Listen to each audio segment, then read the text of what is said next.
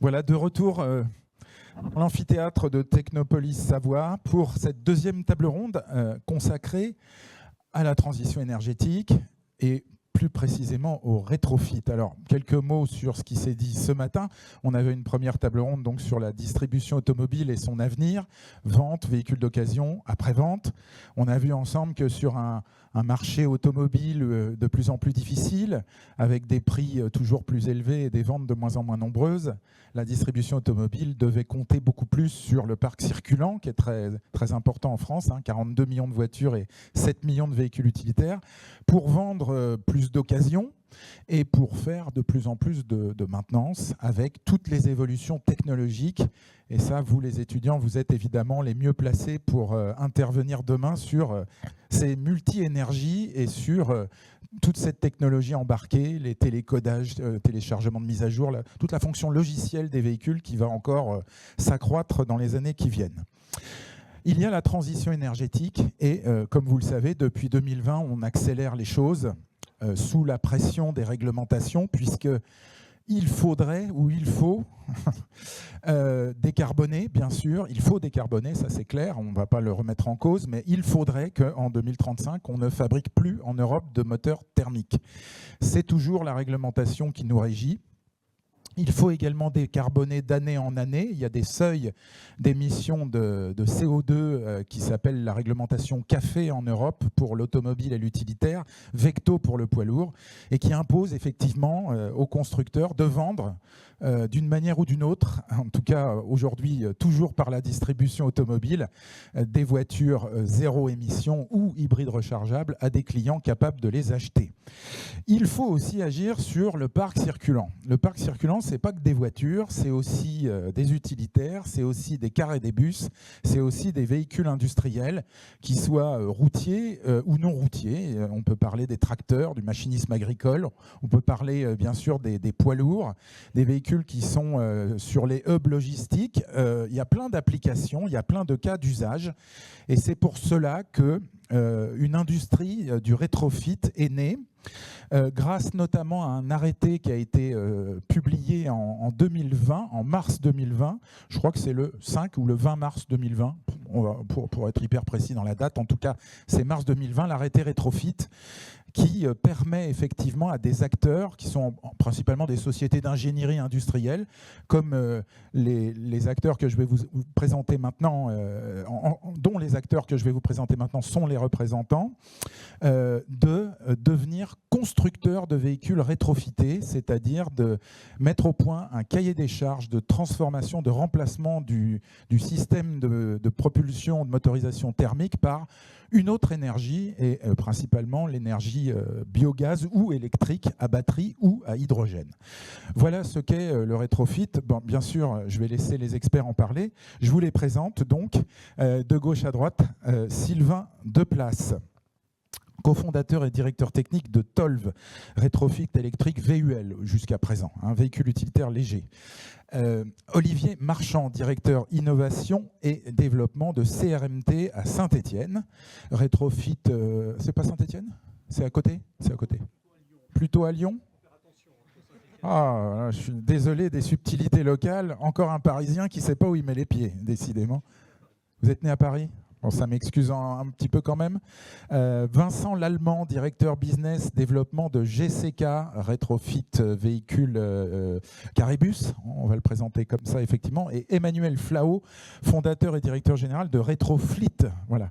Et on va rentrer dans les détails très très vite. Je vais commencer avec vous, Sylvain Deplace. Donc Tolv, ça s'appelait avant Phoenix Mobility, et je n'ai pas donné les micros.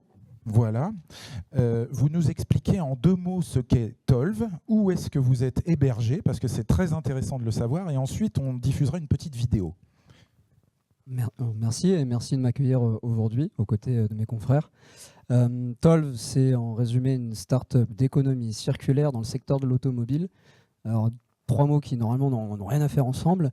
Tolv, c'est aussi quoi? C'est une entreprise qui se spécialise dans la conversion au 100% électrique de véhicules utilitaires légers.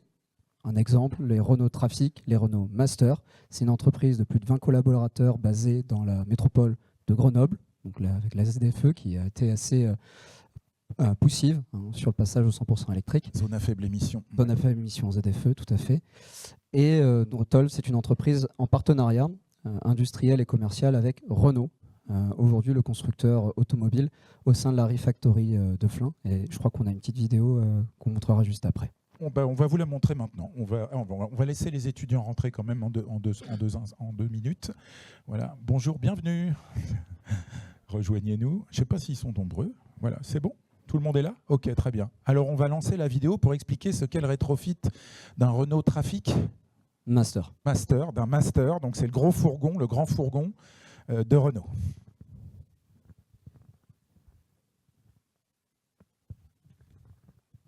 Avec, bien sûr, des instants.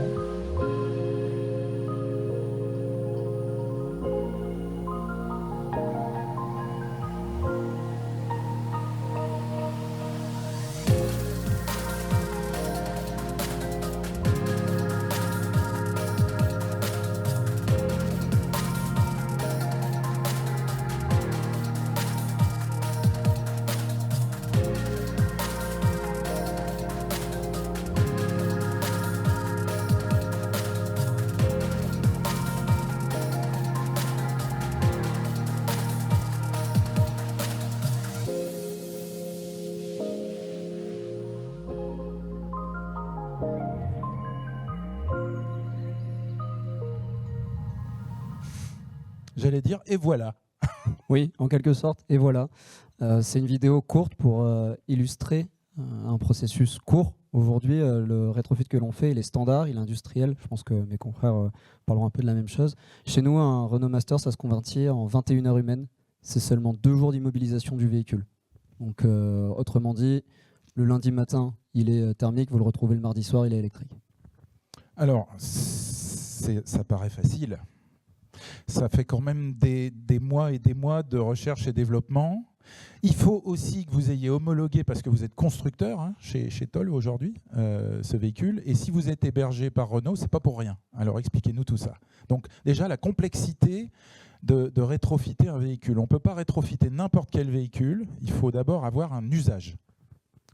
Oui, alors plein de questions là-dedans, mais oui, on va partir de l'homologation. Vous l'avez dit, il y a un arrêté du rétrofit qui a été publié en 2020 sur lequel l'association des industriels du rétrofit électrique, l'AIRE, l'association que nous avait regroupée à l'époque, a fait demander à ce que la loi change. Au début, faut avoir en tête qu'on pouvait rétrofiter que véhicule par véhicule, homologuer véhicule par véhicule et demander l'autorisation. Un par un. Par un. Voilà. Ouais. C'est pas possible, ça coûte une fortune l'homologation.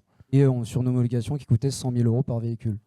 Donc là, on a fait assouplir un petit peu les lois pour faire du rétrofit en série. Je pense que En série, ça veut dire quoi? Ça veut dire pour un Renault Master, on peut rétrofiter toutes les versions du véhicule. Tout à fait, oui. Merci de la précision. En fait, on est constructeur automobile, on homologue comme un constructeur automobile. Globalement, sur le Master, il y a 373 versions. Les essais ont été faits sur 3 à 4 véhicules et nous pouvons aujourd'hui convertir les 373 versions différentes des Renault Master qui circulent dans la rue. C'est-à-dire pour amortir le coût de l'homologation, il faut pouvoir en vendre beaucoup, enfin en rétrofiter beaucoup. Alors, chez Tolv, c'est le business model qu'on a choisi. On a cherché à être sur du véhicule plutôt de masse, essayer d'avoir l'impact le plus grand possible. Pour autant, on ne peut pas se permettre d'avoir l'usage d'aller chercher la Renault Clio. On ne fait pas le véhicule Renault Clio de Monsieur Tout-le-Monde. Vous parliez de l'usage. En fait, un rétrofit électrique, ce n'est pas quelque chose qui coûte non plus 5 000 €. C'est des montants qui sont, alors, sur un véhicule en 100% électrique, en tout cas léger, on va plutôt chercher quelque chose à 20 000 €. Et ça s'applique bien sur l'utilitaire léger à plusieurs égards. Il y a une bonne équation technico-économique. Bref, les clients sont prêts à acheter. Okay. 20 000 €, ça veut dire qu'est-ce qu'on change? La batterie, le moteur, la transmission? On change le moteur, thermique, on change les composants qui polluent, donc le réservoir, le pot d'échappement, ce qu'on voyait un petit peu sur la vidéo, et on remplace par, chez nous en tout cas, du 100% électrique. Donc une batterie, un moteur électrique neuf, garantie constructeur. Concernant la transmission, ça va dépendre des états des véhicules. Certains véhicules ont encore une transmission qui est très bien, donc on va pouvoir garder les cardans. Donc je parle à des élèves qui sont dans le métier, donc ça permet d'être un peu technique. Par contre, on va remplacer la boîte de vitesse. Vous aviez une boîte de vitesse manuelle, on la remplace par une boîte de vitesse automatique, un réducteur à rapport unique. Voilà, par un exemple très technique. Et ça, pour le standardiser, c'est des années de R&D, puisque voilà, en fait, il est très difficile de faire quelque chose de simple. Bien sûr. Voilà. De recharge à la place du bouchon de réservoir d'essence après Oui. de recharge. Ouais. Plus souvent, oui, parce que finalement, C'est bête, hein, mais oui, non, c'est vrai. Alors certains l'installent dans le logo, mais nous, c'est à la place du bouchon d'essence, c'est le plus simple. Vous aviez l'habitude de refaire la recharge à votre bouchon d'essence, vous refaites votre recharge, plus d'essence, mais d'électrique au même endroit. Qui a envie aujourd'hui de vous acheter ces véhicules-là plutôt que d'acheter des électriques neufs ou simplement des diesels encore, parce qu'on a encore le droit d'acheter des utilitaires diesel après tout. Oui. Alors nous, on a eu essentiellement des professionnels à qui on s'adresse, évidemment, sur le véhicule utilitaire léger. Et on a commencé par le public. Alors le public, qu'est-ce que c'est ? C'est les services techniques des mairies, c'est les collectivités locales. Ont des obligations de verdissement de leur parc. Alors, ils ont une double obligation. Ils ont l'obligation de la loi LOM sur le verdissement de leur La parc. loi d'orientation des mobilités de 2018, je crois. Voilà. Oui. Et ils ont aussi un devoir de représentation, en fait, puisqu'ils sont aussi acteurs avec les zones à faible émission qu'ils mettent en place eux-mêmes. Donc, il faut eux aussi qu'ils donnent l'exemple. Et donc là, nous, avec la proposition du rétrofit, on leur propose une alternative, parce qu'en fait, ils avaient des véhicules qui étaient encore en très bon état d'utilisation, qu'ils n'avaient pas encore amorti complètement, et ils auraient été obligés de les mettre à la poubelle pour acheter un électrique neuf, ou de le revendre peut-être ailleurs. Et là, on leur propose une solution alternative qui va consister à remplacer le moteur. Donc il y a les collectivités qu'on maîtrise très bien, et on a aussi livré déjà des entreprises comme Vinci, Autoroute, et Nedis, qui je pense aussi qu'on va relivrer un véhicule à la fin du mois pour eux. Et après, vous allez avoir, c'est peut-être moins vendeur, mais vous avez aussi des artisans, des gens qui ont un ou deux véhicules dans leur flotte et qui se sont posé la question de comment je vais rentrer dans cette fameuse zone à faible émission. Moi, j'ai des verbatims très forts de gens qui me disent « mais j'ai toujours acheté mon master d'occasion à 23 000 € sur le marché de l'occasion. Moi, c'est hors de question d'acheter un nouveau master électrique à 60 000 € aujourd'hui, le master 4 en prix public. Donc votre solution qui nous se positionne à 26 900 € prix public, en fait, elle est dans la plage, dans la plage qui sont prêts à aller, ce qui est la même plage de prix auquel ils achetaient leur véhicule auparavant. Alors, on va prendre un exemple concret, les marchés, les gens qui font les marchés. Le boucher charcutier, le fromager, ou alors les artisans, l'électricien, le plombier. Ils ont des véhicules qui sont transformés. Donc ça vaut une fortune, les véhicules transformés. Ça vaut plus de 100 000 € à l'achat en véhicule diesel, parce que vous avez la moitié pour le prix du véhicule et la moitié pour le coût de la transformation. Aujourd'hui, eux, ils sont coincés pour rentrer dans les villes avec les zones à faible émission, parce que souvent, ils ont un vieux moteur diesel qui date d'il y a 10 ou 15 ans. Enfin, je grossis, mais bon, voilà. Le rétrofit, pour eux, c'est la solution. Enfin, c'en est une bonne, en tout cas. C'est une solution, parce que si je commence à dire c'est la solution, on va me dire que je suis dogmatique. Voilà, c'est ça. C'en est une bonne, en tout cas. Selon nous, c'en est vraiment une bonne solution pour les clients. Et effectivement, c'est encore plus pertinent sur les véhicules qui sont transformés, puisque finalement, notre solution, elle est moins chère que le coût de la transformation. Donc vous imaginez le comparatif, on est sur des gens qui ont deux solutions en face d'eux, revendre l'ancien véhicule qui a une dévalorisation complète et acheter avec un réinvestissement 60 000 € sur le véhicule et encore 50 000 € pour une transformation. Ou garder le véhicule, payer les 26 900 €. On a aussi des services de remise en état derrière s'il y a d'autres éléments complémentaires sur le véhicule qu'il faudrait réparer. Et ils peuvent repartir avec pour 10 ans de plus. Là, ça commence à présenter un vrai intérêt économique. La seule problématique, c'est celle de l'autonomie. C'est-à-dire qu'on n'a pas la même autonomie du tout qu'avec un diesel. Je ne sais pas, un utilitaire diesel, ça fait 500 km, quelque chose comme ça, parce que ça consomme quand même beaucoup.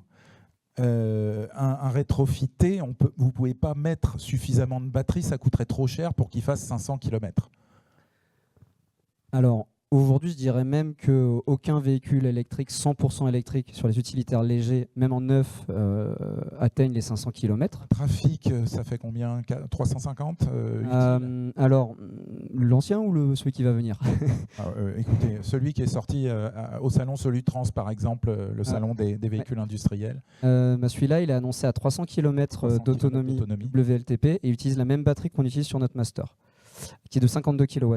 Le prochain Trafic qui viendra l'année prochaine. C'est la batterie de la Zoé, c'est la batterie de la Zoé. Génération. Voilà, tout à fait. Chez Renault, on aime bien l'économie circulaire et la réutilisation. C'est normal, c'est bien. On ne peut pas les critiquer là-dessus. Vous pouvez garantir une autonomie identique?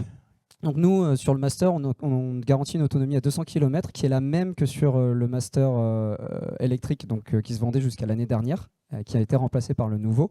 Lui, il va beaucoup plus loin. Sur le papier ou en vrai? Il est vendu comme allant plus loin et en vrai, il va un peu plus loin. Il va un peu plus loin, oui. Il est vendu pour aller jusqu'à 470 km d'autonomie. On verra à l'usage. Moi, je ne l'utilise pas. Voilà. Mon pronostic, c'est qu'il fera un peu plus de 300. Dans les usages les plus... comment dire pas les usages classiques, mais vous avez des usages un peu plus forts. Vous avez des clients qui vont utiliser le véhicule à 3,5 tonnes en permanence, parce que c'est un utilitaire, c'est fait pour ça. Donc forcément, à 3,5 tonnes, vous n'avez pas la même autonomie que quand vous avez juste chargé les quelques salades de votre marché. Très bien. Alors, je vais passer la parole à Vincent Lallemand. Je vais rester assis d'ailleurs, c'est pas mal. J'aime bien être debout, mais je suis bien assis aussi, parce que comme ça, je ne vous tourne pas le dos, messieurs. Directeur Business Développement GCK. Alors, Éric Boudot est le fondateur de GCK. C'est une entreprise toute récente, 2019. Oui, donc effectivement, le groupe GCK date de 2019, mais par contre, il a été ces dernières années consolidé avec l'acquisition d'autres sociétés. Et aujourd'hui, c'est un groupe qui regroupe 7 sociétés différentes, qui sont toutes orientées autour des nouvelles mobilités. Donc on a en fait 2 business units, une autour du véhicule en lui-même et une autour des briques technologiques, des composants, type batterie, moteur électrique et depuis peu aussi moteur à combustion. Donc dans les activités, moi j'ai noté rétrofit électrique et hydrogène aussi pour les véhicules lourds, donc les cars, les bus, les poids lourds. La conception de batteries, donc vous êtes fabricant de batteries, vous produisez, alors pas de cellules, vous les achetez, mais de batteries. Vous produisez, vous stockez et vous distribuez de l'électricité donc à travers des bornes, c'est ça, des infrastructures. Oui, en fait, on a une société qui est capable de venir mettre des solutions mobiles pour faire du. Vous ne produisez pas les bornes. On ne produit pas les bornes, mais on les met à disposition, on les exploite. Et puis alors, vous êtes gestionnaire du circuit de course automobile Charade, donc qui est dans le Puy-de-Dôme, donc pas si loin d'ici, enfin un peu loin, mais pas trop. Ça, c'est connu des passionnés d'automobile, en fait, le circuit Charade. Voilà. Donc il y a plus d'une centaine d'ingénieurs dans le bureau d'études. Donc c'est une société d'ingénierie. Donc en fait, sur 300 personnes, il y a un gros aspect R&D, puisque comme ça a été expliqué, aujourd'hui, de venir transformer, d'homologuer un véhicule, c'est quand même un gros boulot en amont. Et je pense que tous autour de la table, on peut le confirmer. Et aujourd'hui, effectivement, tout l'aspect R&D est quelque chose que l'on maîtrise en interne. C'est pas si simple que ça de transformer un véhicule, qu'il soit en électrique. Nous, on a fait le choix d'être sur les plus fortes puissances, donc plutôt pile à combustible, même moteur à combustion hydrogène, parce qu'en fait, de venir prendre un véhicule existant, de le transformer, c'est pas que l'adaptation mécanique. Il y a aussi tout l'intersystème électronique. Il faut venir s'interfacer avec l'OBD, avec toute la communication intersystème natif du constructeur. Pour certains d'entre nous, il y a le support du constructeur, mais dans notre cas, on l'a pas. Donc ça veut dire qu'il faut faire du rétro-engineering, comprendre comment, à l'époque, Iveco, dans le cas des cars, a mis en place toute la stratégie de communication. Et puis, quand on fait une transformation d'un véhicule thermique vers électrique, on reprend tout depuis l'arbre de transmission. On enlève tout, on garde juste le Telma. Potentiellement, on a même développé un Telma qui fait de la régène. Et derrière, on met un moteur électrique. Un Telma, pardon. Le Telma, c'est un système qui permet de faire du frein moteur. En fait, c'est un système à dissipation d'énergie. Et en fait, le conducteur a pour habitude, pour ne pas taper dans les freins, il utilise le Telma. Ça vient faire un petit peu de régénération. Mais là, on récupère l'énergie, on la réinjecte dans les batteries. Chose qu'on ne peut pas faire sur un véhicule thermique, puisque c'est de dissipation thermique. Donc, en fait, il y a vraiment... on reprend complètement la conception du véhicule. Ça paraît fou quelque part. Il faut être un peu géotrouve-tout pour faire ça. C'est vrai qu'il faut maîtriser tous les domaines d'expertise. C'est pour ça qu'on est présent sur différentes briques technologiques. Et certaines, on les a développées en interne parce qu'on ne les trouvait pas dans le commerce. puissance. Et la difficulté aujourd'hui, c'est quand vous voulez faire communiquer un pack batterie qui a son propre BMS, donc le BMS, c'est le Battery Management System, c'est l'électronique qui gère la batterie. On a après l'inverteur moteur électrique qui vient aussi communiquer. On a le VCU. On doit faire communiquer tous ces briques. Donc aujourd'hui, prendre des briques sur étagère et les faire communiquer, c'est pas simple. Donc nous, on a fait le choix de développer nos propres briques. On a nos propres moteurs électriques, nos propres batteries, nos propres électroniques. Et je vous parle même pas aujourd'hui d'un moteur à combustion hydrogène où là, il faut venir gérer toute la safety des réservoirs d'hydrogène à 700 bars, gérer effectivement toute la fuel cell avec un FCCU qui vient en permanence prendre pas mal de paramètres pour la sécurisation.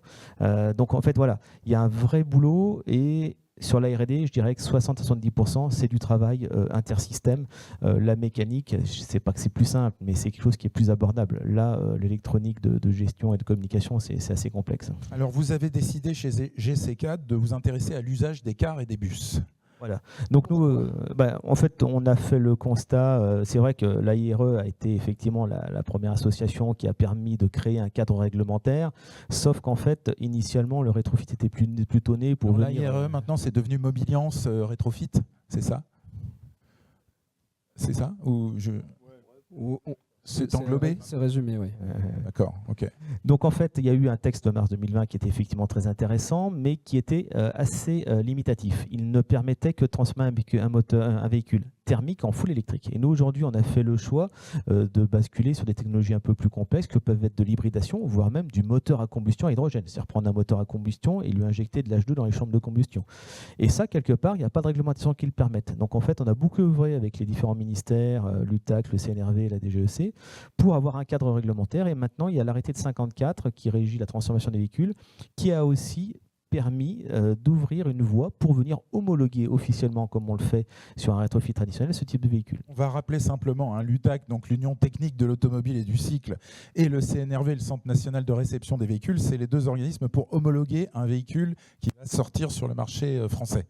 Voilà, donc c'est cette homologation-là dont on parlait avec Sylvain qui coûte si cher que ça, et donc vous avez, travaillé ensemble pour justement étendre le cadre du fameux arrêté de 2020 pour qu'on puisse avoir plein de solutions de rétrofit. Voilà, parce qu'aujourd'hui, il y a encore un an et demi, vous transformiez un moteur à combustion à l'hydrogène, il fallait faire une RTI, une réception à titre isolé, vous alliez présenter un véhicule, ça vous prenait un temps fou, ça va bien quand on s'appelle Ludovic Lazaret et qu'on fait un Wazuma, mais autrement, c'est pas du job de faire ça en série. Donc en fait, aujourd'hui, on a pu remettre un cadre réglementaire très très proche de ce qui est pratiqué sur le rétrofit électrique. Par contre, voilà, comme vous le disiez au départ, nous, on a fait le choix de la forte puissance. Aujourd'hui, aller transformer une Clio en électrique, pour nous, aucun intérêt. Acheter une Zoé d'occasion, c'est parfait, ça fera le job, c'est beaucoup plus performant que faire un bricolage sur un petit véhicule. Le coût est trop onéreux. Si on fait ça proprement, c'est 15 à 20 000 € pour un véhicule qui va difficilement faire 150 km. Par contre, on a estimé, voilà, à partir du véhicule utilitaire, que ça commençait à avoir une raison d'être. Nous, on est même monté en gamme et on a plutôt fait les véhicules de plus de 300 kW. Et en fait, on a passé directement au système à pile à combustible. C'est-à-dire que, je ne sais pas si vous connaissez, mais on est sur un véhicule électrique. Il y a un moteur électrique, on a un petit pack batterie intermédiaire, mais par contre, c'est la pile à combustible qui fait une réaction chimique qui combine en fait l'hydrogène et l'oxygène et qui vient mettre en mouvement des électrons et qui crée de l'électricité. Donc le gros intérêt, c'est complémentaire au full elec. Le full elec a une vraie raison d'être, mais pour certains cas d'usage un petit peu spécifiques, l'intérêt, c'est que vous venez refueler votre hydrogène. On est capable de recharger 25 à 30 kg d'hydrogène en une dizaine de minutes et vous êtes reparti pour faire 400 km. On fait un plein en moins de ce minutes. On fait un plein effectivement en moins de 10 minutes. Hydrogène. La contrepartie, c'est que c'est beaucoup plus onéreux. Donc c'est vraiment complémentaire. Nous, ce sur quoi on se bat, et c'est pour ça qu'on est tous autour de la table très complémentaires et il n'y a aucune animosité les uns vers les autres. Il y a du boulot pour tout le monde et on est complémentaires. Il y a un marché pour le full elec, il y a un marché pour la pile à combustible et en très forte puissance, notamment sur les applicatifs off-road, les engins de chantier de plusieurs centaines de kilowatts, voire même de plusieurs mégawatts. On a travaillé sur du ferroviaire, sur des trains, on est capable de transformer un moteur à combustion gasoil en moteur à hydrogène sur des moteurs de 2 à 3 MW. Donc en fait, voilà, suivant le cas d'usage et l'applicatif, les différentes technologies ont une raison d'être. Ce que l'on a développé en interne, c'est justement cette pluridisciplinarité, je dirais, autour de ces technologies. On est capable de répondre à tous les cas d'usage. On a fait les bateaux du lac d'Annecy qu'on a transformés en full élec. Le Libellule, aujourd'hui, il embarque 500 kWh d'énergie électrique. Il a 4 moteurs électriques. C'est un full élec. Par contre, on est en train de livrer des régions des cars pour la région Aura, qui sont des Iveco Crossway. Eux, ils sont en pile à combustible. Et on a même différentes définitions. On a 3 types d'homologation en pile à combustible. Une petite pile à combustible Toyota, une simple pile combustible Symbio et une double Symbio, parce que c'est pas le même usage que de faire du full urbain, que d'être capable de prendre l'autoroute. Donc voilà, on vient adapter notre offre à un marché et à un usage. Symbio qui est un fabricant français de piles à combustible. Voilà. C'est beau site à côté de Lyon, effectivement. Voilà, qui est pas loin de Lyon. Vous allez passer le micro à Emmanuel Flao, juste à côté, fondateur et directeur général de Retroflit. Donc, Emmanuel, vous êtes aussi sur les cars et bus thermiques vers l'électrique. Mais avant que vous nous parliez de Retroflit, je voudrais qu'on poursuive la discussion sur les voitures. Pourquoi est-ce qu'on abandonne l'idée, parce qu'on a l'air d'abandonner l'idée de rétrofiter la Clio de Monsieur Tout-le-Monde? En fait, quand on développe une société et développe des technologies, on a quelques cartouches à tirer. Si on tire les mauvaises, on disparaît. Alors oui, donc vous faites allusion à l'un de vos collègues. Non, mais même, il y en a beaucoup de rétrofitteurs qui ont disparu parce que, en fait, quand on crée une activité, on a tous la même idée. Le chemin qu'on prend pour la réaliser, c'est le succès ou l'échec. Donc, il ne faut pas se tromper de cible. Pourquoi est-ce qu'on abandonne l'idée de rétrofiter toutes les petites citadines qui roulent? Simplement, quand vous faites une analyse de coût, rapidement, vous vous rendez compte que vous n'arriverez pas à vendre. Il faudrait vendre à 5-6 000 euros. Aujourd'hui, avec le prix des batteries, on ne sait pas faire.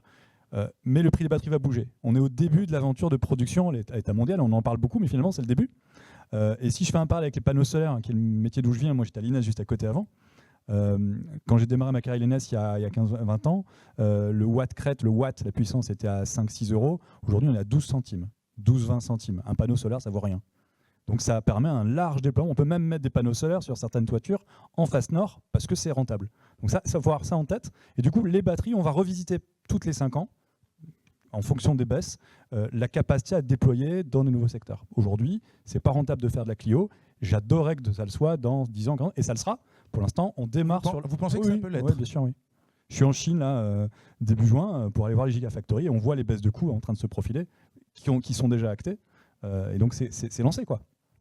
Ça va prendre 3 ans, 5 ans, 7 ans, ça je peux pas le dire, mais c'est au bout du chemin. Donc on a eu raison trop tôt, en quelque sorte. On n'a pas eu raison trop tôt, puisque nos sociétés se développent. Donc, vos sociétés sont sur des applications parce qu'on a choisi au moins l'utilitaire à 3 tonnes, 5, 7 tonnes et au-dessus. Et du coup, on a un marché et on vend. Alors vous, donc c'est carrébus, thermique vers le full électrique. C'est le poids lourd et d'abord les carrébus. Alors pourquoi on fait tous du carrébus? C'est parce que les clients qui font du carrébus sont déjà accoutumés. Ils ont largement. Aujourd'hui, pour un bus qui se vend, il y en a la moitié en thermique, la moitié en électrique neuf. Donc ils sont accoutumés à acheter l'électrique. Donc quand on fait un rétrofit de car, ils ont l'habitude. Le poids lourd arrive juste derrière. C'est l'année zéro aujourd'hui de l'immatriculation des poids lourds électriques. Il suffit de parler à un concessionnaire Mercedes ou Renault Trucks, ça part, y compris sur la longue distance. D'accord ? Oui. Et donc c'est plutôt un segment qui a trouvé sa place et son marché. Pour dire quelques mots de Retroflit, nous on est un local puisqu'on est basé à Alpespace, à côté de vous connaissez, dans le triangle entre Albertville, Chambéry et Grenoble. On est une centaine de personnes, on a une grosse capacité d'ingénierie aussi, et puis une ligne de production de packs batteries. On fabrique à partir des cellules nos packs batteries poids lourds, on en produit à peu près un par jour, poids lourd, et on fait à peu près une transformation par jour de poids lourd, aujourd'hui spécifiquement autocar. Par contre, on a donc tout ça se fait sur Chambéry et puis on a 7 sites d'installation. Donc vous êtes passé à l'échelle industrielle. Alors on a déjà produit une centaine d'autocars, Iveco et bientôt Mercedes. Donc ça fait à peu près 10 000 personnes qui... On aime bien ces chiffres parce que c'est pas juste pour mettre en avant la société, ça met en avant le rétrofit. On montre que le modèle industriel il se déploie. Donc on a une centaine de véhicules qui roulent tous les jours. Certains sortent de garantie au bout de 2 ans pour les composants. La batterie c'est plutôt 7 à 10 ans. Et donc du coup on a franchi une certaine étape et là on en a 300 à produire. 300. Et donc on est en train d'organiser l'outil industriel. Toujours dans la région ou partout en France ? Alors la production est centralisée ici, à la fois les packs batteries mais aussi la préfabrication des sous-ensembles. Nous alors c'est pas 21 heures, c'est plus parce que le véhicule est plus gros, mais en 2 semaines on rentre le véhicule, on le sort en électrique. Quand un délai de livraison véhicule neuf, on peut à 1 an, 2 ans donc on est complémentaire des constructeurs et on va plus vite, mais sur des segments d'usage spécifiques. C'est pour ça qu'on a surtout ciblé les cars scolaires. et toute la dynamique qui va derrière au niveau de la recharge notamment. Alors on commence à bien comprendre. Et juste pour compléter, Oui, Emmanuel, bien dans sûr. notre modèle, et c'est un modèle que nous on a choisi, mais il pourrait y en avoir d'autres, on va transformer au plus proche des territoires. Ça. On a un Origine centre à France Lyon. Garantie. Alors ça c'est encore autre chose. Mais Encore autre chose. transformer au niveau des territoires, c'est qu'on a un site à Lyon, Paris, Nantes, Bordeaux. On est en train d'ouvrir Toulouse, on va ouvrir Turin en Italie, parce qu'on a pris des contrats en Italie. À Lons-le-Saunier, puisqu'il y a un gros client qui fait beaucoup de transformations, on le fait. On va l'ouvrir à Tours, pareil, parce que derrière, on crée de l'emploi. Donc, on a créé 100 emplois en direct là, ces dernières années, mais on va aussi créer de l'emploi dans les régions, et ça intéresse beaucoup les élus, parce que ça fait aussi un levier de croissance. C'est-à-dire que les transporteurs, dont les bus diesel ou les cars diesel vieillissent, ils ont l'alternative entre votre solution et racheter un électrique quand ils sont en ZFE ou un diesel neuf, et dans les deux cas, c'est beaucoup plus cher. On rentre dans une période de notre société où il faut faire mieux avec moins. Donc on arrête de jeter ou de mettre en occasion. Donc il y a plein de segments. Le ferroviaire, c'est pareil. On fait durer le matériel roulant et il faut le rénover. Donc il y a encore peu de temps, dans des contrats, il fallait avoir moins de 12 ans en fin de contrat. C'est des contrats de 7 ans quand on transporte les scolaires. Donc il faut des véhicules plutôt récents, il fallait acheter du neuf. On est en train de le passer à 20 ans. En Italie, c'est 27 ans. Vous voyez, donc c'est des véhicules lourds, on sait les faire durer en les rénovant. Pas que l'électrification, aussi la carrosserie, tous les métiers traditionnels, si vous voulez, de l'automobile, hors moteur, on est en train de les mettre en œuvre pour faire durer les choses plus longtemps. Et Origine France Garantie. Origine France Garantie, 70% c'est des sur composants, la je crois. Voilà. Un peu comme GCK, mais c'est une logique de verticalisation pour maîtriser les coûts. La production des batteries, les cartes électroniques, tout ce qui est logiciel, un certain nombre de composants, les câblages, les structures mécaniques. On fait appel à des sous-traitants locaux. Ça serait moins cher si on allait au Maroc, en Pologne ou évidemment en Chine. Donc on prend que ce qu'on doit faire en dehors de l'Europe, et tout ce qu'on peut faire en France, on le fait. Ça coûte un peu plus cher. Par contre, on maîtrise la chaîne et on considère que l'automobile est un marché une industrie qui souffre. On ne va pas se mentir, et on a une filiale dans les Hauts-de-France. Quand vous êtes là-bas, vous sentez que ça tangue fort, mais il faut impérativement créer de l'emploi en face. Olivier Marchand, directeur innovation et développement CRMT Saint-Étienne. Alors, c'est de nouveau une société d'ingénierie, de prototypage, etc. Alors, vous vous êtes fait connaître normalement tous les micros marchent. Il y a un moment où ça marche, on est sûr. C'est juste qu'il faut quelques secondes pour l'activation. Vous vous êtes fait connaître dans le monde du rétrofit avec un projet de transformation d'un moteur diesel, de remplacement d'un moteur diesel par un moteur bio-GNV. Donc là, on est encore dans les énergies fossiles, entre guillemets, mais on était dans la décarbonation déjà. C'est une première étape. Ce projet s'appelait Ecolcar, c'était en 2021, je crois. Et pareil, Carrébus. Alors moi, merci pour cette introduction. Je voudrais remonter à la genèse. Alors nous ne sommes pas une société qui a quelques années. Nous avons 48 ans cette année. Nous sommes nés dans le laboratoire de machines thermiques de l'école centrale de Lyon en 77. C'était les profs et le personnel technique qui s'occupaient du laboratoire. Qui a formé cette usine. On est à 3 km maintenant de l'école centrale de Lyon, on n'a plus de lien. Donc on a vu toute l'évolution des véhicules, et que ce soit du véhicule lourd, parce qu'on avait comme grand voisin et comme grand client Renault véhicule industriel, ou bien Renault, Peugeot, tout cet ensemble de clients. Donc nous, on travaille pour des clients. On est une société d'ingénierie, on est une société de développement. On fait des tests et on aime bien essayer de développer nos propres systèmes. Donc, et d'utiliser notre savoir-faire. Donc depuis très très longtemps, nous sommes passés dans des énergies alternatives. Il y avait le diesel. Après, il y a eu le gaz naturel qui était d'origine fossile. Il y a eu le vent en poupe. Qui a eu le vent en poupe parce qu'il est très intéressant. Pourquoi il a eu le vent en poupe ? Il faut le rappeler. Il y a juste dans les années 90, on avait un gros problème d'émission de particules, et la combustion du gaz n'émet pas de particules. Donc ça a permis de façon très simple, dans les centres urbains, d'abattre ces particules. De régler un des grands problèmes de santé publique, effectivement. Exactement. Et on en est encore là. Il ne faut pas oublier, si on passe sur de l'électrique, si on passe sur des nouvelles motorisations, c'est pour des problèmes de santé publique en premier. et puis maintenant de réchauffement climatique. Donc par rapport à ça, on avait de l'expertise. On a été aussi on est beaucoup en contact avec des exploitants, mais de véhicules industriels qui avaient des problèmes.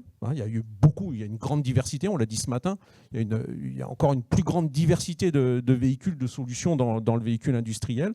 Ils n'avaient pas forcément de solutions dans les réseaux après-vente. Donc ils avaient aussi un entretien important de leurs véhicules. Donc nous, on leur a apporté des solutions. Et par rapport à ça, on a été contacté par un client qui nous a dit j'ai des véhicules qui sont encore en bon état. C'était des véhicules Euro 5, un car Euro 5, qui fait du transport scolaire. C'est des véhicules qui sont très importants. Ce type de véhicule, il y en a 4000 en Europe.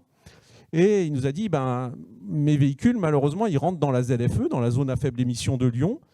Et mon client et la région impose des véhicules Euro 6. Donc on a regardé... Euro 6, c'est depuis 2018 sur les... Non, c'est depuis 2014. 2014, pardon, sur les véhicules industriels. Ça date... alors il y a eu des phases, ça date. Et c'est des cycles longs. Donc le seul moyen pour faire continuer à circuler des véhicules avec des motorisations anciennes, c'était de les rétrofiter en quelque sorte. C'était de les rétrofiter. C'était des véhicules qui faisaient peu de kilomètres par an. C'est pour ça que c'est intéressant de leur amener des solutions alternatives. C'est des véhicules qui font sur Lyon, alors peut-être un peu moins sur Chambéry, mais sur Lyon, il y a toute des flottes de véhicules qui emmènent les enfants à la piscine, qui font quelques kilomètres, qui attendent et puis qui repartent, qui font 70 kilomètres par jour. Ça a beaucoup plus de sens d'avoir un véhicule électrique ou bio-GNV qu'un véhicule diesel. Voilà, il n'y a pas besoin. Le véhicule diesel, le véhicule industriel, il est quand même produit dans c'est un véhicule passe-partout. On est obligé de faire des véhicules qui vont être utilisés dans plein de cas d'usage. Et donc là, ça a un sens de pouvoir... Alors, on est au courant, pour l'autonomie, battre le diesel, c'est pas possible. Oui, mais quand on fait 50 km par jour, on n'en a pas besoin. Exactement, on n'en a pas besoin. Et surtout, quand on revient tous les soirs à une base, on peut remplir en hydrogène, on peut remplir en gaz, on peut remplir en électricité. Alors, sauf que, votre honneur, depuis, il y a eu la guerre en Ukraine et que le prix du gaz a explosé. Alors, est-ce que cette solution continue à être d'avenir ? Alors, c'est vrai qu'on s'est pris, ça a été un grand frein. On a même on est presque passé à la trappe, on pourrait dire, à cause de ça. On avait mis beaucoup d'ambition et on avait un beau contrat avec la région Auvergne-Rhône-Alpes et un de ses clients. On est passé quand même, on a survécu. Ce qu'il faut savoir, c'est que le gaz, il a une chance, c'est qu'il peut être fossile, mais la même molécule peut venir de recycler les déchets agricoles, par exemple. De la méthanisation. De la méthanisation. Donc, on appelle le bio-GNV. Voilà. Le bio-GNV. Et ce matin, il a été dit qu'il y avait l'usage du véhicule, mais il y avait la partie amont, fabrication. Il y a aussi la fabrication du carburant qu'il faut prendre en compte, la déconstruction. Donc aujourd'hui, l'idée, c'est aussi de regarder le cycle complet de vie du véhicule, de ne pas simplement regarder son usage. Et il y a de multiples discussions pour prendre en compte tout le cycle de vie, effectivement. Tout le cycle de vie du véhicule. De la production du carburant. Ouais. Donc voilà. Donc dans ce cas-là, c'est pas gagné, mais c'est possible. C'est en train d'être analysé. Oui. C'est des choses qui sont difficiles à calculer, parce que on peut avoir ça dépend beaucoup des hypothèses qu'on prend, et puis ça va dépendre ça va dépendre fortement de ça. Donc aujourd'hui, c'est un bon cas. Nous ne regardons pas que ce cas. Ça serait trop sectaire. Parlons du monde agricole, parce qu'ils sont concernés au premier chef par la méthanisation, par les usages qu'on peut faire avec leurs tracteurs notamment. Oui. Donc ça c'est un bon cas, j'allais presque l'oublier. Par rapport à notre expertise sur le moteur, alors par exemple sur l'autocar, on prend un composant qui existe et on l'intègre, on fait un travail d'intégrateur. sur les tracteurs, sur le tracteur de vigne. Ça s'appelle par exemple un enjambeur. Hein. Un enjambeur. Bien nommé. Ouais. On a été sollicité pour le faire fonctionner au bioéthanol. Donc c'est quelque chose qu'on a réalisé avec notre savoir-faire. Super sympa, que de l'alcool. On fabrique de l'alcool avec un engin qui tourne à l'alcool. Exactement, et la transition énergétique. ça sent bon dans la cellule. Ça sent bon dans la cellule. Dans la cellule d'essai, c'est pas désagréable. Voilà. Donc maintenant, il faut fabriquer de l'éthanol. De l'éthanol, il y en a déjà. On entend parler de l'E85. Donc c'est possible. Là, l'idée, c'était de l'appliquer sur de l'engin industriel. Et puis d'aller essayer d'enlever la part 85. Ça veut dire qu'il y a 15%. Ça dépend des saisons, mais il y a 15% d'essence, d'essayer de l'enlever pour être le plus défossilisé possible. Et donc, cette expérience, on l'a développée aussi pour un tracteur de ferme. Donc il y a disponible du biométhane, du gaz naturel renouvelable directement, donc pouvoir l'exploiter. Donc notre expertise en machine nous permet d'aborder plein de typologies nécessaires à la décarbonation de ces machines. Vous allez aussi sur d'autres énergies, je crois, sur la pile à combustible. Alors, en prototype, voilà, on n'est pas en fabrication. On a 47 ans, on a fait évoluer notre banc et on connaît l'hydrogène depuis longtemps. Mais on n'était pas passé à l'action. On est passé à l'action après le Covid. Donc on a de l'hydrogène. On a porté des solutions pour des clients qui développaient leurs véhicules à pile à combustible. Par exemple, pour tester des systèmes de sécurité. Voilà. Et en complément, on a adapté un banc d'essai moteur pour faire fonctionner un moteur à l'hydrogène. Comme Vincent vient de le dire, c'est la même typologie de fonctionnement. On a fait ça pas pour notre nom propre, mais pour des clients. Puisqu'on est sur les usages multiples, on va continuer là-dessus. On est dans une région où on fait du ski.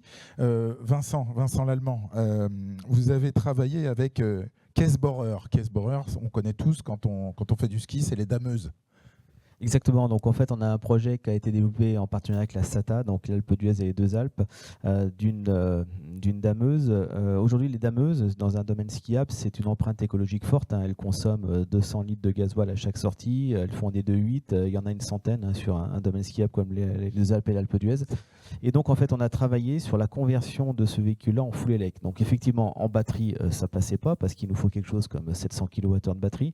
Il faut savoir qu'aujourd'hui, 1 kg d'H2, quand vous les injectez dans une pile à combustible, il restitue en gros 15 kWh d'énergie électrique. C'est-à-dire qu'en fait, avec 40 kg d'H2, vous faites 600 kWh d'énergie électrique. Avec 60 kW d'H2, vous faites 900 kWh d'énergie électrique, l'équivalent de 9 Tesla. Donc ça veut dire qu'en fait... Avec 60 kg d'hydrogène. 60 kg d'H2. Alors, 60 kg d'H2 à 700 bars, attention, ça prend un peu de volume. 1 kg d'H2 à 700 bars... Pour qu'on se rende compte, ça prend quel volume un réservoir de 70 kg d'hydrogène? Pour avoir le rapport, gazeux, 1 kg d'H2 prend 25 litres de volume à 700 bars. D'accord? Donc vous faites le calcul, vous voulez 12 kg, ça fait 300 litres, ça fait un cumulus électrique d'eau, un cumulus à eau. Donc en fait, ça fait une baignoire, quoi. Voilà, ça fait une baignoire. Ça prend du volume. Par contre, l'avantage, c'est que ça se refuel rapidement, mais c'est surtout que ça a des capacités quand même d'emport très conséquents en termes de poids. C'est-à-dire qu'en fait, même des bonnes batteries aujourd'hui, on est à 7 kg le kilowattheure. Si 7 kg le kilowattheure, vous voulez mettre 900 kWh, vous avez 7 tonnes de batterie. Là, aujourd'hui, ce n'est pas du tout le cas. On est plutôt à 900 kg de réservoir d'H2, parce qu'en fait, il y a 25 litres de volume par kilogramme d'H2, mais le contenant, c'est en gros... C'est un exercice pour les matheux. C'est 16 kg de contenant pour 1 kg de contenu. C'est-à-dire qu'en fait, un réservoir 700 bars, c'est 7 cm de carbone tressé. Ces réservoirs en forme d'ogive qui contiennent de l'hydrogène à 700 bars. Je ne sais pas s'il y a une maquette à Technopolis d'un réservoir d'hydrogène. Non. Donc c'est vrai que Dominique, on n'a pas ça? C'est un véhicule à hydrogène, voilà. Donc vous vous rendez compte que dans un réservoir, il y a d'abord 7 cm d'épaisseur de carbone tressé. C'est pour ça qu'on dire que ça fait mieux que le sous-marin qui a voulu descendre sur le Titanic. Et ça ne casse pas parce qu'il y a de l'hydrogène dedans. Exactement. En plus de ça, le fabricant, donc on bosse avec des fabricants plutôt français, hein, Forvia en l'occurrence, ces réservoirs-là en plus doivent tenir 2,5 fois la pression de service, c'est-à-dire qu'ils doivent tenir 2000 bars. Donc c'est pour vous dire qu'effectivement, déjà quand on les monte à 700 bars, ils se dilatent, hein, même si c'est un réservoir avec 7 centièmes de carbone, il prend Attendez, vous les avez mis où sur les dameuses? En fait, on les a mis sur la plateforme arrière, donc on a mis des réservoirs unitaires qui font 14 kg chacun, on en a mis 5 en pyramide.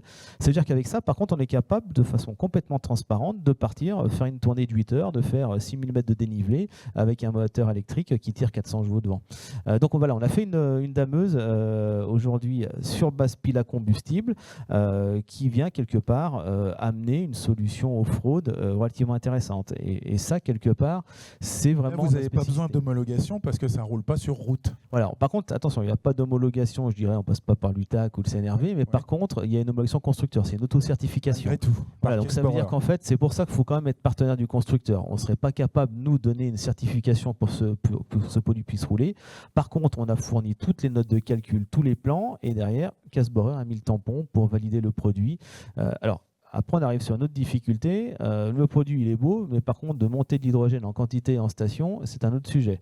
Donc aujourd'hui, la difficulté qu'on a à déployer ce modèle économique, c'est un autre sujet. C'est d'être capable de transporter de l'H2 et en plus à un prix raisonnable.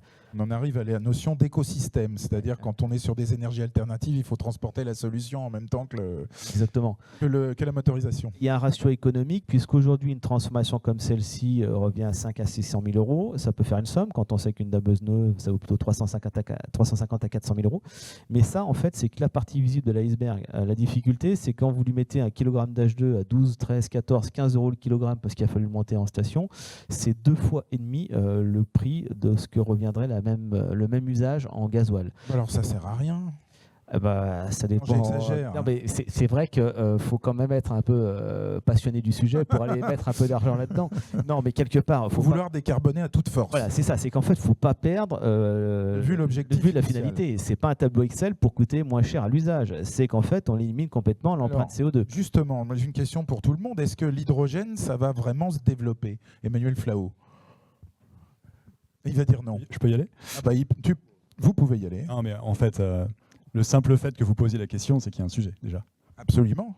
En fait, l'hydrogène a été beaucoup... moi, ma vision, c'est... Clairement, nous, on aurait fait de l'hydrogène, on fait une analyse d'ingénieur. On est parti sur une analyse de rendement. Un rendement électrique à batterie, c'est 85%. Hydrogène, c'est 25-30%. Un moteur à combustion, je crois que c'est 40%, hein, si on ne dit pas de bêtises. Les e-fuels, c'est que 13%. Donc vous mettez ça en entrée du système, avec toutes les pertes, ce que vous pouvez utiliser. Ça nous a conduit à privilégier la batterie. Donc l'hydrogène, pour moi, c'est plus un projet politique. On est dans une région qui le pousse beaucoup, l'Occitanie aussi. Mais la bascule vers un modèle industriel dans une période où il n'y a plus de dette, c'est compliqué de faire de la dette publique pour aller subventionner des nouvelles solutions, ça explique la question que vous nous posez. D'accord. Un petit complément, effectivement, sur l'aspect national, c'est compliqué l'hydrogène. L'hydrogène, en fait, a un intérêt, c'est qu'en fait, c'est quelque part un buffer d'énergie. Aujourd'hui, on n'est pas capable de stocker des mégas et des mégawattheures d'énergie électrique dans des pics de production, dans des packs batteries, par exemple, c'est compliqué.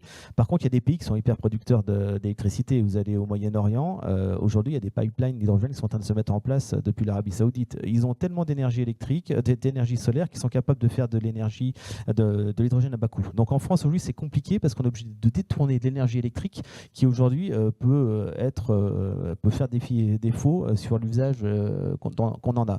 Par contre, il y a des pays qui sont surconsommateurs d'énergie parce qu'ils ont, c'est pas de chance, c'est toujours les mêmes, ils ont du pétrole mais ils ont du soleil.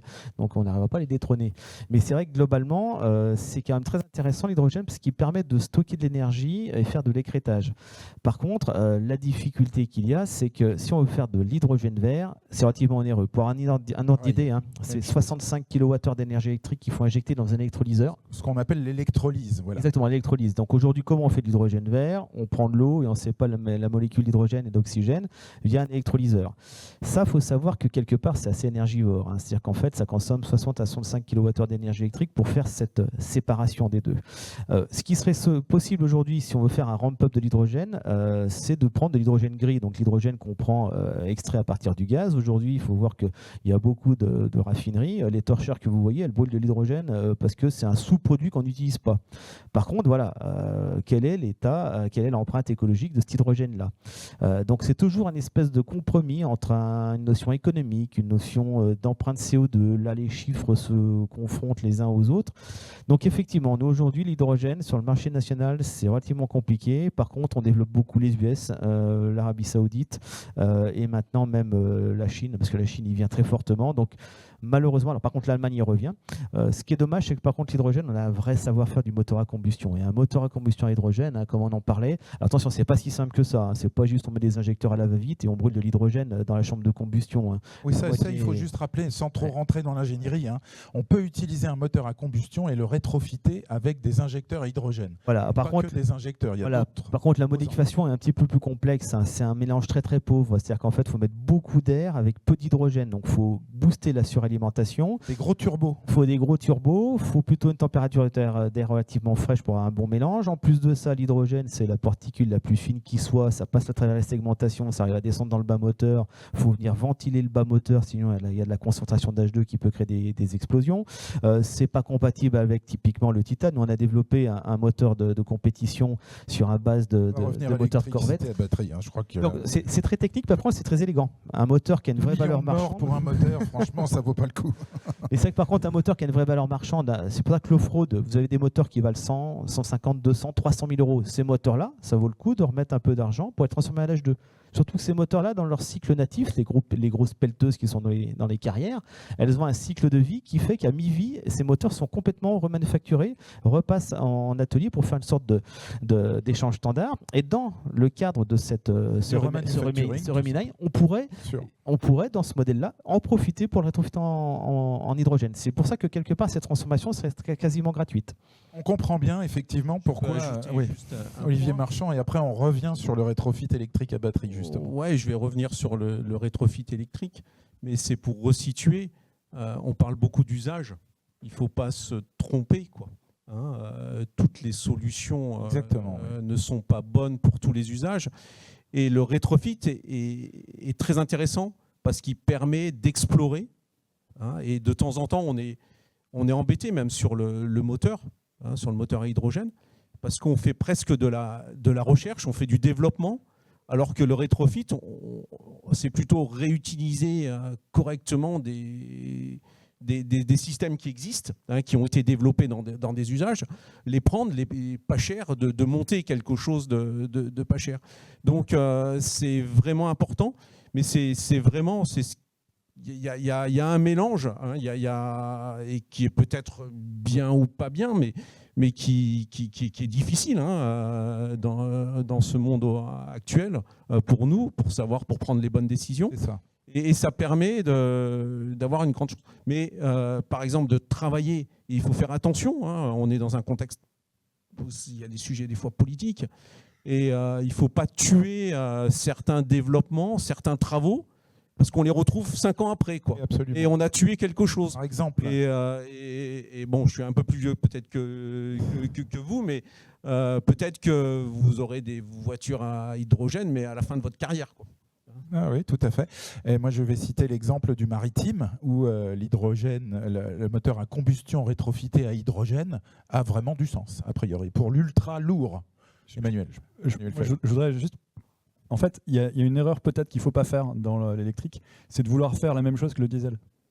À un moment donné, autant on peut promettre ça avec l'hydrogène, et c'était tout l'intérêt des promesses qui ont été faites et qui intéressaient beaucoup les gens. Et puis c'est vrai que c'est un vecteur de stockage magnifique, et dont on a beaucoup besoin d'ailleurs pour l'acier, la chimie, l'industrie lourde. Enfin, il y a un enjeu hydrogène très large dans notre société, on n'aura jamais assez d'hydrogène vert. Mais quand on considère la mobilité électrique et les usages, il faut considérer impérativement la charge, le type de charge. Et qui peut le plus, peut le moins, c'est fini. C'est un monde dans lequel on doit sortir, c'est faire mieux avec moins, se poser les bonnes questions. Si je prends les 100 cars qui tournent, 90%, donc 90 cars aujourd'hui, en opération quotidienne, chargent avec un chargeur de voiture. En 22 kW, ça coûte 500 €. D'accord ? Donc, ce qui intéresse le client, ce n'est pas le coût du véhicule, c'est le coût au kilomètre. Le véhicule, sa vraie maintenance, pas rêver, hein, la vraie maintenance, le prix de ses infrastructures de charge et le prix de son électricité. Quand vous cumulez tout ça, vous avez un coût au kilomètre qui fait qu'il est rentable ou pas. Donc quand nous on a des clients qui sont sortis de la salle quand on a dit on va charger en 22 kW. C'était tellement en rupture avec ce qu'ils imaginaient, avec le de 19 tonnes qui fait 13 mètres, on explique qu'on charge avec un chargeur de Zoé, le mec il a plié son ordi, il est sorti. Aujourd'hui, tous les véhicules sont sortis parce que économiquement, ça fait le job. Pour autant, on charge aussi en charge rapide pour de l'interurbain, pour des véhicules qui doivent charger plus rapidement. Et si je couple un deuxième exemple qui est le poids lourd, et c'est encore une fois, moi j'aime bien laisser les constructeurs parler parce que nous on peut être taxé un peu, comme tu disais tout à l'heure, on est peut-être un peu jugé parti parce qu'on est dedans depuis maintenant quelques années. Les constructeurs disent Mercedes sur les poids lourds, je les ai entendus parler de ça, ils disent même sur le poids lourd longue distance, si je couple une autonomie de 500 km avec les enjeux sociaux d'arrêt obligatoire, couplé avec le fait qu'on a des capacités de charge sur les autoroutes très largement suffisantes en fait, et c'est RTE qui le dit, on n'a pas de problème en fait sur la longue distance. Ça va se mettre en place. Mais physiquement, le système boucle. Vous avez raison aussi que l'histoire nous apprend qu'on revient souvent et on découvre des choses 10 ans plus tard qu'on a déjà fait. Parfois même 100 ans plus tard, puisque l'électrique a battu. L'électrique, la première voiture qui a passé les 100 km/h, c'était une voiture électrique, la jamais contente, elle avait une forme d'obus. Sauf que pourquoi ça ne s'est pas développé, c'est que le vecteur stockage dans des énergies fossiles, en liquide, il n'y a pas mieux. Un car scolaire, c'est un plein tous les 15 jours. Nous, il y a des nouveaux métiers qui se créent, il faut avoir du smart charging au niveau des points de charge. Sylvain Deplace, je vous donne la parole. On est donc sur l'idée d'industrialiser, sur l'idée d'avoir des séries longues. La confiance de Renault, pourquoi ? Puisque vous êtes hébergé à Flins. Alors oui, nous avons la ligne de conversion à Flins. Tolv n'est pas hébergé à Flins. Oui, la ligne de conversion. Ligne de conversion. Pour des salariés Renault. Oui, alors vous avez peut-être vu, mais les personnes qu'on voit sur vidéo, c'est pas des acteurs, hein. C'est les vrais salariés. C'est pas des figurants. Voilà. Pas des figurants. Ça a été pris lors d'un rétrofit d'un véhicule d'un client. Donc, pour refaire un peu la genèse de ce rapprochement-là, qui a été l'un des premiers rapprochements qui s'est fait entre rétrofiteurs et constructeurs automobiles dans la filière, c'est né post-Covid. Donc Tolv a été fondé en septembre 2019, on rappelle, puis mars, bam, Covid, tout le monde chez soi, vous arrêtez vos activités. C'était bien pour démarrer une entreprise. Et puis alors l'arrêté rétrofit en plein lockdown. Voilà. À ce moment-là. Je crois qu'il est tombé 7 jours après le début du confinement. Oui, de manière totalement invisible pour tout le monde. Peu au prou, c'était ça. Et au même moment, Renault a un projet aussi de fermeture d'usine, l'usine de Flins. Ce à quoi le gouvernement français globalement leur dit c'est hors de question. Et il faut trouver quelque chose à faire. Et là, les équipes de Renault ont fait un travail formidable, poussé par Lucas Demeo et la Renaulution. Ils ont souhaité faire de Flins, au terme d'un long travail de discussion auquel on a participé, ils ont décidé de la renommer et d'en faire la Refactory. Vous l'avez vu sur les images. Et la Refactory, c'est quoi ? C'est une usine 100% dédiée à des projets d'économie circulaire dans l'automobile. Et qu'est-ce que vous avez à la Refactory ? Vous avez du refurbishment, du recycle, du remanufacture et du retrofit. Ça fait beaucoup de refactory. Il y a même de remakers. Il y a remakers, ouais, j'en oublie, je pense, mais l'intérêt, voilà, on remet en état des pièces, on remet en état des véhicules, on rétrofit des véhicules, et sur le rétrofit, Tolv a été le partenaire exclusif. Comment ça s'est fait en 2020 ? Ils ont sondé la filière telle qu'elle était à l'époque, et il s'avère que nous, on travaillait à ce moment-là sur le Renault Trafic électrique. Donc ça veut dire que, oui, en tant que Phoenix Mobility. En tant que Phoenix Mobility. Ça veut dire que Renault a cru à un modèle économique autour de ça. Voilà, c'est ça qui est intéressant. Oui, alors déjà, ils l'ont exploré, clairement, ça leur a permis d'explorer. Puis en plus, ils se sont dit, attendez, ces gars, ils sont 20, ils ont réussi à sortir de trafic électrique avant nous. Parce qu'en 2020, ils n'avaient pas de trafic électrique. Ouais. Donc ça aussi, ça les a attirés. En sachant qu'ils allaient avoir les obligations réglementaires de vendre des véhicules électriques. Voilà. Donc c'est vrai que c'était à la fois, c'est sur ces fondements-là, avec ces intérêts-là qu'on s'est lancé. Nous, de notre côté, on avait l'ingénierie, on connaissait l'homologation, mais on n'avait pas ni la capacité productive, ni la capacité commerciale ou la qualité que peut avoir un Renault. Et donc, on a trouvé des intérêts communs, on a commencé à travailler ensemble jusqu'à aboutir à, à une signature de notre partenariat en 2022, qui aujourd'hui en porte enfin les fruits, puisqu'on co-commercialise et coproduit ce véhicule. D'accord. Le carnet de commande, il est rempli là ? Ouais, alors là pour le moment on a fait nos chiffres sur notre démarrage. L'année 2024 a été une année compliquée, vous savez, pour l'automobile au sens général. Ouais.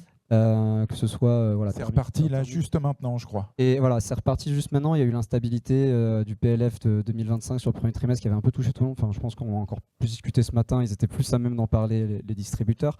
Donc nous, là-dedans, on a réussi un peu à tirer notre épingle du jeu. On commercialise de cette manière avec un carnet de commandes. Donc pour le moment, qui nous donne un prévisionnel, je vais dire sur 2 trimestres. Et on a encore quelques places, par-ci par-là. Il manque encore un gros marché pour développer vraiment de manière industrielle. Disons que c'est toujours pareil. On va lentement. On a industriel et industriel. Nous, on souhaiterait toujours aller plus vite. On est un petit poussé comparé aux constructeurs automobiles qui sortent des millions de véhicules. Nous, on vous parle de centaines de véhicules par année, donc on peut se dire que c'est une goutte d'eau. C'est le démarrage, mais ce que l'on voit aussi, et Tesla nous l'a montré, c'est que les premiers pas, c'est entre la petite série, à 1000 véhicules, à NKS, ça s'appelle comme ça aussi en France, il est au-delà de ce seuil-là. Une fois qu'on a franchi 1000, qu'on sait faire 1000, on peut arriver à faire 10 000, 100 000 assez facilement. Et le rétrofit aujourd'hui est en passe d'y arriver. Je pense vraiment, Emmanuel, tu l'as dit, avec le carnet de commandes, je pense qu'on a GCK aussi, et je pense à tous nos autres confrères de la filière. Je pense que 2025 et 2026 vont vraiment être les années du rétrofit où on va grossir en France et en Europe. Et dans les grandes villes, pour les opérateurs comme Keolis et compagnie, donc les opérateurs de transport.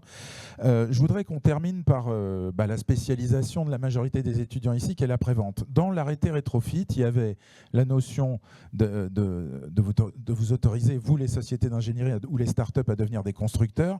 Et il y avait aussi dans le cahier des charges la possibilité de devenir installateur. C'est-à-dire à l'époque, on pouvait imaginer que vous auriez fabriqué, vous, collectivement, des cahiers des charges sur les véhicules que vous avez fait homologuer pour pouvoir faire installer des kits dans l'hypothèse d'un marché de masse par des installateurs qui pouvaient être peut-être des professionnels de l'automobile. Est-ce que ça reste dans les limbes? Est-ce que ça peut devenir possible d'avoir demain des ateliers après-vente qui installent des kits ou qui les maintiennent?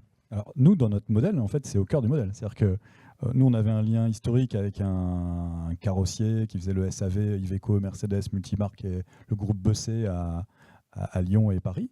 Et on a choisi de partager la valeur aussi pour rassurer les clients, parce que c'est des gens qui existent depuis 100 ans. Souvent, ils étaient des carrossiers un peu poids lourds. Souvent, historiquement, ils construisaient des cars ou des bus. Baqueris à Bordeaux, Bessé dans notre région, c'est le prémisse d'Iveco, c'était basé aussi à Nonnet. Donc du coup, il y a cette tradition-là, et c'est des boîtes ils ont commencé à faire des chars à bœufs, en fait. C'est ça qui est lancé leur activité. Donc du coup, nous on se disait, on ne peut pas bâtir nos métiers sans capitaliser sur le savoir-faire qui est déjà là. Nous, notre patron du SAV, il passait par chez vous, Technopolis, Grégory Capocassal, il vient du thermique, il s'est mis dans nos métiers et ça fait un relais de croissance. Donc aujourd'hui, nos partenaires installateurs, qui font le SAV en premier niveau, on garde le deuxième niveau quand il y a des gros problèmes, ce sont des gros sujets. C'est des gens qui sont sur les métiers de carrosserie ou autres et conformes. Oui. On reste responsable de la transformation, ça c'est l'arrêté. Donc on les habilite, on les audite régulièrement, et pour certains, ils sont sociétés filialisées puisqu'on a le même actionnaire. Donc il y a du boulot à imaginer si le rétrofit se développe beaucoup, Sylvain Deplace. Pourquoi si? Non, mais si, parce que vous avez des carnets de commandes qui sont ce qu'ils sont, mais je vous souhaite tout le succès du monde, bien sûr, mais on n'est pas sur des millions encore, c'est ça. C'est ce que je veux dire. Mais en même temps, les applications sont petites en nombre. Je voudrais pas déraper là. Non, mais je crois que tu es en train de t'enfoncer un peu quand même. Oui. En fait, c'est surtout comme là, on voit qu'il y a beaucoup du poids lourd et les effets de nombre ne sont pas les mêmes entre le poids lourd, le VUL et le VP et le 2 roues, et vous n'avez pas les mêmes effets de nombre. Je parle des 2 millions de véhicules qui sont véhicules légers. Et pour revenir sur l'installation, c'est déjà une réalité. Alors, on le voit avec Retrofleet, mais pas que. Nous, c'est pas notre réalité nécessairement chez Tolv. Le SAV de nos véhicules est fait dans les réseaux de concessionnaires RRG, Renault Retail Group. Donc les filiales. Les filiales de Renault. Donc il y a bien quand même. Je dirais même les succursales. Mais on a aussi d'autres confrères qui ont fait un choix totalement inverse du nôtre, où toutes les transformations se font dans des réseaux de proximité, qui emploient donc en fait des garagistes indépendants. des gens qui sont sortis, Remplissent le cahier des charges. et qui remplissent le cahier des charges, qui ont été formés, mais des gens dans le profil, hein, on les regarde, c'est des gens qui sont sortis des mêmes bancs que vous dans l'assistance et qui ont entre 10 et 30 ans dans le métier et qui sont devenus transformateurs habilités. Et au-delà de transformateurs, ils continuent le SAV. Et je pense, alors je ne connais pas toute leur stratégie SAV, mais je pense que c'est comme pour Retrofleet sur le SAV de premier niveau.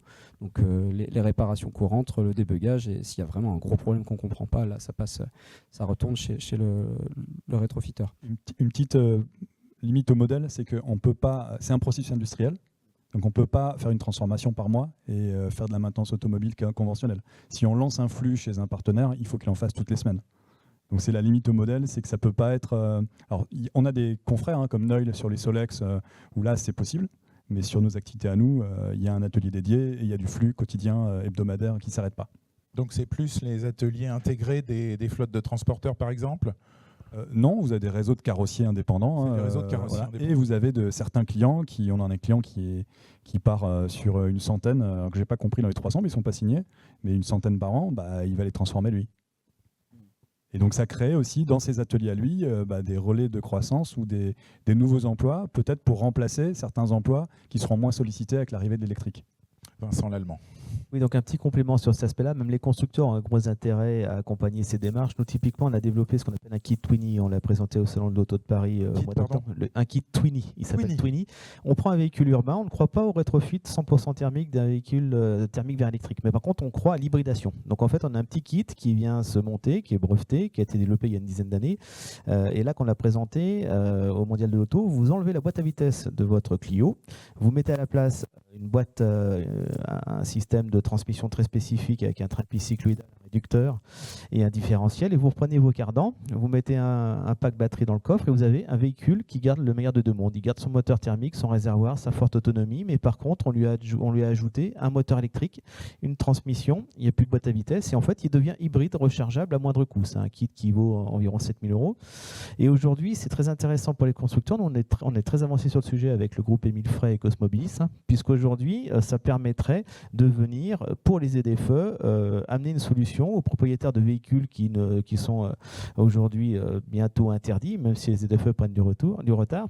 Mais pour les constructeurs, les constructeurs, c'est intéressant pour eux parce que c'est des véhicules dont ils ont complètement perdu la maintenance. C'est des véhicules maintenant qui sont en centre auto, ils ne les voient plus. De remettre cette nouvelle brique technologique un petit peu spécifique que tout le monde n'est pas capable de maintenir, ça ramène ce parc de véhicules chez eux pour faire la maintenance. Donc ils sont aussi partie prenante de participer à la transformation de ces véhicules-là parce qu'ils récupèrent quelque chose qui est intéressant pour eux, qui est la maintenance de ces véhicules-là. On va terminer avec vous, Olivier Marchand. Oui, donc moi, je vais rebondir sur votre remarque de tout à l'heure. Est-ce que vous avez un réservoir coupé d'hydrogène? Je pense qu'il est très important d'adapter les modules pédagogiques, la formation de tous ces acteurs.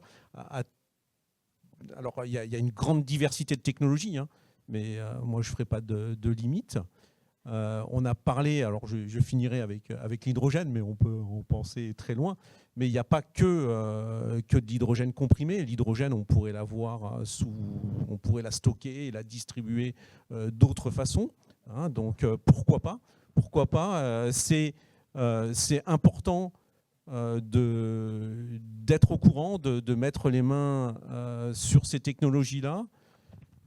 Il est vrai qu'aujourd'hui, elles sont très industrielles, parce que dans le monde de l'industriel, des batteries, de l'hydrogène, on en a depuis longtemps. Mais c'est important d'adapter, de réfléchir pour être bien en phase. Absolument. Parce qu'il faut tous les métiers. Absolument. Merci beaucoup d'avoir conclu comme ça. Car en effet, c'est ce qu'on voulait un peu vous dire à vous les étudiants, c'est que demain, dans vos métiers, vous serez confrontés à toutes les énergies, effectivement, de cette transition énergétique et écologique, et que vous verrez forcément un jour où vous travaillerez peut-être dans des ateliers qui transforment des véhicules pour les rétrofiter pour des compagnies de transport, par exemple. Ça arrivera forcément, et c'est une des solutions avec nos intervenants non seulement compétents, mais très ingénieux. Donc merci à vous, messieurs, et je crois qu'on peut vous applaudir pour votre pédagogie. Merci. Bernard, est-ce que tu veux dire un mot? Non. Ok, très bien. Je vous laisse retourner en salle et on va se donner un petit quart d'heure de pause et on va poursuivre et terminer notre journée avec une table ronde qui sera dédiée à la maintenance des batteries des véhicules électriques et à leur réparabilité. Donc, dans 15 minutes.